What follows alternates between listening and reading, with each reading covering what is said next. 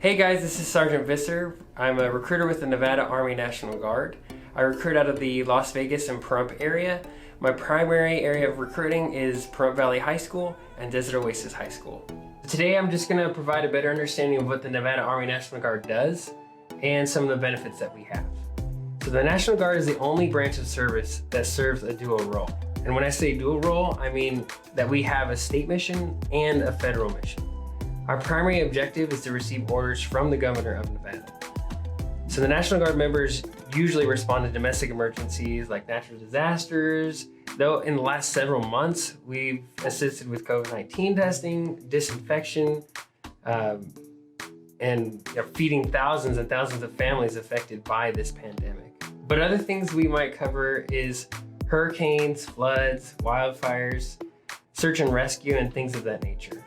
Anything associated with a natural disaster that takes place domestically, the National Guard is always going to be the service to respond to that. Now at the same time, we have a federal mission, meaning that we can help the active duty in times of need as well.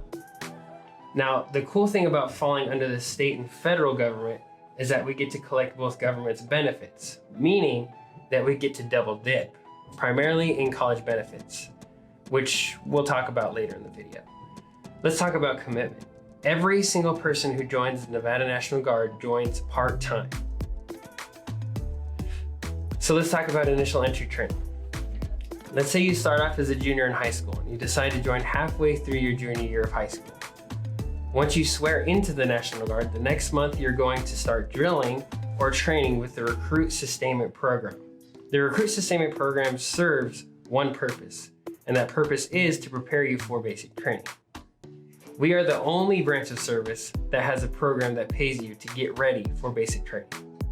Now you're going to be in the Recruit Sustainment Program 1 week in a month, all the way up until your basic training day. So if you're a junior in high school, your basic training day is going to be the summer between your junior and senior year. So that summer between your junior and senior year, you're going to ship off to basic training. That's where you're going to learn the basic fundamentals of what it is to be a soldier. While you're in basic training, you're getting active duty pay and active duty benefits. Now, if you're a junior, that means you're in the split training option, which means you're going to basic training, and right before your senior year starts, you're going to return home so you can finish your senior year. Now, when you're finishing your senior year, you're going to be back in the Recruiting Sustainment Program doing the 1 week in a month training, but now you're going to be in more of a leadership position because you're going through basic training. Now, once you graduate high school, that's when you're going to go to the advanced individual training. The length of your individual training is anywhere between 6 to 80 weeks long, depending on the job that you choose. But the average is about 8 to 10 weeks of training. Now, AIT is also active duty pay and active duty benefits. Once you're done with your advanced individual training, you return back to Vegas and you'll officially be introduced to the unit that holds the position that you will serve in. You're going to go through the Recruit Sustainment Program until you graduate high school. The summer that you graduate will be the summer you go to basic training. The only difference is, right after your basic training, you will go straight to your advanced individual training. So your basic training and your individual training will be back to back. Let's talk about pay. This is the pay you're going to receive for serving 1 week in a month based on your pay grade. Now, our pay scale goes from E1 to E9. The highest rank you can attend basic training out of high school is E3, but everyone starts at E1. There's ways to get promoted and we'll talk about it soon. This is the pay you're going to get while you're at basic training and AIT. If you start out as an E1, you're going to get $1,638 a month. All the way up to E3, you'll be making $1,931 a month. In addition to this, while you're in full-time training, your housing is covered, your food is covered, and all of your expenses are covered. Now, how do you get promoted from E1 to E3? There's two different ways. In RSP, there are two programs called Stripes for Skills and Stripes for Buddies. Stripes for Skills is a program where you can get tested on the skills you learned, and if you do well enough on those tests, you could potentially get promoted to the next rank. The other is called Stripes for Buddies program, meaning you can get a promotion as well if you refer one of your friends to the National Guard and they join. Let's talk about college money. So earlier I mentioned that we're the only branch of service that serves a dual mission, meaning we can collect both federal and state benefits.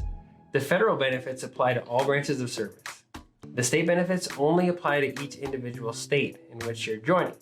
Let's talk about the federal benefits, which everybody gets. So if you're in any reserve component, you're going to get the Montgomery GI Bill, which is up to $392 per month.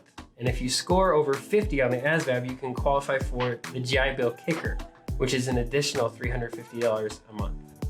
If you join the Nevada Army National Guard, you're also going to have 100% of your tuition waived. In addition to all this, we get 100% of our books reimbursed. This is just a quick breakdown of how much you can potentially earn while you're going to school full-time and serving part-time in the National Guard. For your tuition being waived, at UNLV, you're looking at approximately $4,000 a semester being saved. With the GI Bill, you'll be making $392 a month. Get 50 or above on the ASVAB, you get an additional $350 on top of that. With your drill pay, you're looking to make close to $1,000 a month for going to school. Jobs in the Guard, we have roughly over 200 different types of jobs. I'm definitely not gonna go over each one, but just to highlight some of them, we have medical, we have engineering, transportation, technology, military police, human resources, really anything that you're interested or not interested in, we have. Additional benefits that we have are health insurance, life insurance, federal retirement, space age travel, VA home loan, various military discounts. In order to join, there's a few requirements. Your age, you need to be between the age of 17 and 34. You need to have a high school diploma or GED. If you're joining as a junior or senior, you need to be on track to graduate. For citizenship, you need to be a U.S. citizen or a permanent resident. You also need a clean criminal background and a clean medical background as well. You're going to be examined by doctors to make sure you're fit to serve in the Guard before you can join. If the National Guard interests you and you'd like more information, feel free to contact me at 702-528-9280. I'm on Instagram, just Sergeant Visser, real easy to find me. I'll be quick to answer your questions and look forward to hearing from you soon.